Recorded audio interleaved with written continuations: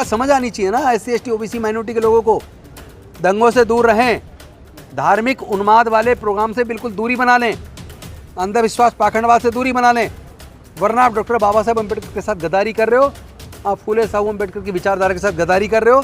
और गद्दारी केवल उनके साथ नहीं है, अपने खुद के परिवार के साथ, अपने साथ भी गद्दारी कर रहे हो। सर कि भारतीय जनता पार्टी के शासन में मनुस्मृति का शासन वापस लौट रहा है और वो बहुजनों के कंधों पे चढ़ के वापस लौट रहा है। दुश्मन कौन है? असली दुश्मन आपका मनुस्मृति और मनुस्मृति की मनुवादी विचारधारा है। और जब जब आप उस मनुस्मृति वाली मनुवादी विचारधारा को मजबूत करेंगे, तब तब आपका शोषण जारी रहेगा। कोई दुनिया की ताकत बचा नहीं सकती। आप चाहे MP बन जाए, MLA बन जाए, मंत्री बन जाए, चाहे मुख्यमंत्री बन जाए। ये मजदूर ने काम करने से इनकार कर दिया तो जातिवादी गुंडों ने उनके बाल कतर दिए, उनको घुमाया है, मारा पीटा है। पूरे मामले को किस तरह देखते हैं आप?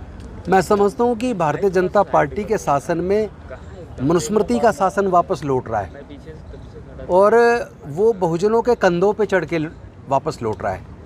क्योंकि जो बहुजन समाज के लोग हैं, जिनको हम SC ST OBC और माइनॉरिटी के रूप में हम जानते हैं, उस समाज के लोगों को, खासतौर पर उसके नेताओं को भी यही बात समझ में नहीं आ रही है कि ये लड़ाई विचारधारा की है।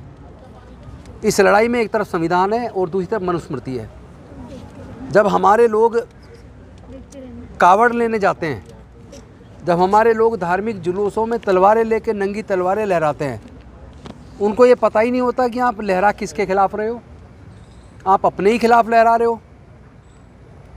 धर्म की रक्षा के लिए, हिंदू धर्म को बचाने के लिए आप हिंदू हैं, लेकिन उसके बाद आप अछूत हैं, दलित हैं, पिछड़े हैं, आदिवासी हैं।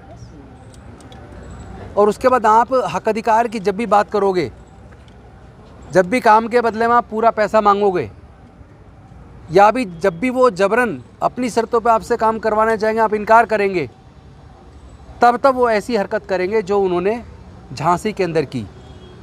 तो क्या ये उनका अहंकार सामने है।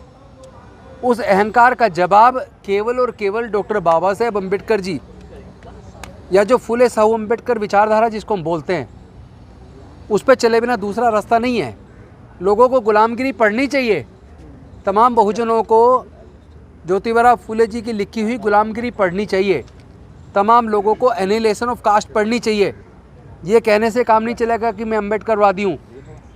अम्बेडकरवादी कहने की बजाय, केवल उनकी मूर्तियों को लगाने की बजाय, उनकी विचारधारा को आचरण में उतारना पड़ेगा। अनफॉर्चुनेटली हम ही लोग उनको ताकत देने का काम कर रहे हैं। हमें लोग खरीद रहे हैं और हम बिक रहे हैं। अपने पैसे से वो हमारी पॉलिटिकल पार्टियां बनवा रहे हैं। हमें समझ कब आएगी? हकमारी हमारी हो रही है, उत्पीड़न हमारा हो रहा है। सारे सार्वजनिक उपक्रम की कंपनियों को बेच के जो हमारे नौकरी के रास्ते रिजर्वेशन से खुले थे उन्होंने बंद कर दिए।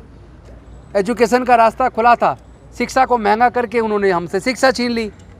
और जो सरकारें कह रही हैं हम तो फ्री में पढ़ा रहे हैं, मैं पूछना चाहता हूँ 12वीं तक पढ़ के कोई क्या बन जाएगा भाई?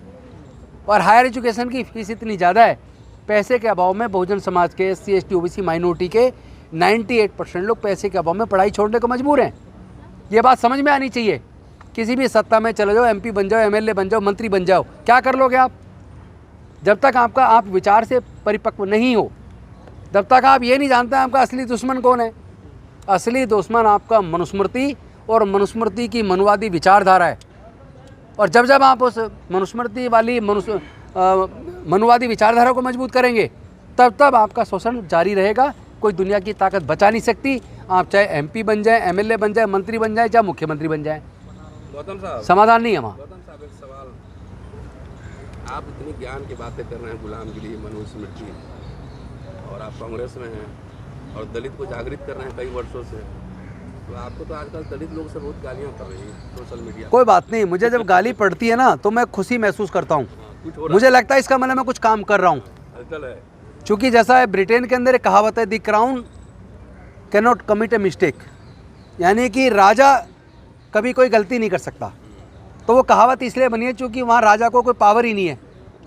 वहाँ सरकार, जो प्रधानमंत्री, उसका मंत्रिमंडल है, वो सारे काम करता है, वो सारे निर्णय लेता है। लेकिन राजा एक पदवी है, लेकिन काम करने की पावर उसको नहीं है। इसलिए वहाँ ये कहावत है, the crown can not commit a mistake. उसी प्रकार अगर मैं काम करूँगा तो प्रतिक्रियाएँ भी होंगी, कुछ अच्छा कहेंगे और जिनको ईर्ष्या वो बुरा कहेंगे। लेकिन अगर मेरे बारे में कोई बोल ही नहीं रहा, कोई गाली नहीं दे रहा, इसका मतलब मुझे लगता है कि मैं काम नहीं कर रहा हूँ। और सच्चे अम्बेडकरवादी को गालियाँ पड़ेंगी और उसे उसके लिए तैयार रहना चाहिए। उसको गाली नहीं, फूलों की माला समझना चाहिए। मगर सर यहाँ पे उत्तर प्रदेश में सर प्रजा योगी जी कहते हैं कि कटोगे तो बटोगे, वहीं दूसरी तरफ जो है एक शूद्र के मतलब दलित के बाल काटे जा रहे हैं, हिंदू उस पर अत्याचार कर रहे हैं, तो जोड़ किसको रहे? नहीं तो ये तो आपको समझना है ना, उसकी विचारधारा का मतलब क्या है। कटोगे तो बटोगे, उसका बात समझो ना। वो आपको समझा रहा है कि बहुजन समाज के लोगों, अगर तुम आपस में कटे रहोगे, बटो रहोगे, तो पिटोगे भी और तुम्हारा मुंडन भी होगा जबरदस्ती। लेकिन शोभा यात्राओं में पत्थर भी बरसाए जा रहे हैं सर दूसरी तरफ। देखिए, आप कभी कभी बारीकी से देखो, ये जो धार्मिक जुलूसों के अंदर जिस तरह की वीडियो चलते हैं, जिस तरह के नारों लगाए जाते हैं, जिस तरह लोगों को, दूसरे लोगों को उकसाया जाता है, ये बेसिकली एक साजिश है पूरे देश को आग में झोंकने वाली, पूरे देश को दंगों में झोंकने वाली। चूँकि भारतीय जनता पार्टी की राजनीति दंगों से चलती है, उनकी राजनीति बांटने से चलती है। और जो लोग कहते हैं ना कि अंग्रेज़ों की नीति थी फूट डालो शासन करो, मैं ये कहता हूँ कि अंग्रेज़ों की नीति नहीं थी, ये तो मनवादियों की नीति हज़ारों साल से चली आ रही है, फूट डालो शासन करो। हमारे बहुजनों को फूट डाल के उन्हें आपस में लड़वाते हैं और खुद राज करते हैं। देश के सारे संसाधनों पे 90% संसाधनों पे 10% का कब्जा है। तो ये बात हमें समझ में नहीं आ रही क्या? शोभा यात्रा में जब सारे सरकारी संस्थान प्राइवेटाइज हो जाएंगे तो आपका जो थोड़ा बहुत रिजर्वेशन से नौकरी मिलती थी, जिससे मिडिल क्लास बना था, जो चंदा दे के जिसने बहुजन समाज की पार्टियां भी बनाई, सामाजिक संस्थाएं भी चलाई, वो चंदा देने वाला मिडिल क्लास ही नहीं बचेगा, वो खत्म हो जाएगा जब नौकरियां नहीं होंगी। तो इतना पैसा नहीं है कि व्यापार कर लें, और ना व्यापार करने की लोगों ने हिम्मत दिखाई है। तो ऐसे में हमें समझना पड़ेगा, एजुकेशन और रिजर्वेशन दो हथियार थे जिसने इस बहुजन समाज को ताकत दी, और आज दोनों हथियार उन्होंने छीन लिए हैं। इस बार जो है कोई दलित पिछड़ा नहीं, शोभा यात्रा में एक ब्राह्मण की मृत्यु हुई है सर। लोग कह रहे हैं कि बहुत बुरा हुआ है, एक ब्राह्मण मारा भाई गया। आप ये देखो ना, जब दलित मरता है, पिछड़ा मरता है, आदिवासी मरता है, वंचित समाज का आदमी मरता है, उस पर शोर नहीं मचता। उसके घर मुख्यमंत्री नहीं जाता। मुख्यमंत्री भी तब जाता जब किसी अपर कास्ट की हत्या होती है, चाहे वो राजस्थान का मसला हो, वहाँ पे भी मुख्यमंत्री गए, इधर 50 लाख का मुआवजा दिया था। लेकिन जब दलित की हत्या हुई तो एक जगह एक तरफ 50 लाख दे रहे हैं और दलित की हो रही तो 10 लाख दे रहे हैं। चाहे पार्टी कोई भी हो, जो अन्याय करेगी, जो बहुजन समाज को न्याय नहीं देगी, उसका खत्म होना तय, आज नहीं तो कल। यूपी में बिल्डोजर से न्याय मिल रहा है सर। एक मिनट, जिस तरह से स्टिंग ऑपरेशन में बातें आई हैं कि 2 घंटे का टाइम पुलिस ने दिया था, गद्दारी हो गई, वरना पूरे।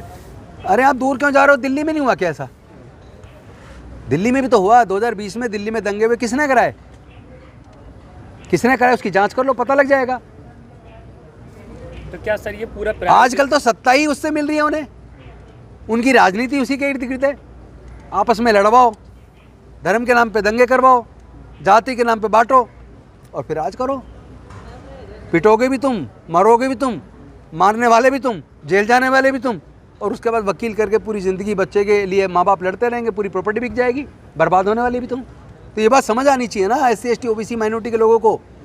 दंगों से दूर रहें, धार्मिक उन्माद वाले प्रोग्राम से बिल्कुल दूरी बना लें, अंधविश्वास पाखंडवाद से दूरी बना लें, वरना आप डॉक्टर बाबा साहब अम्बेडकर के साथ गद्दारी कर रहे हो, आप फूले साहू अम्बेडकर की विचारधारा के साथ गद्दारी कर रहे हो।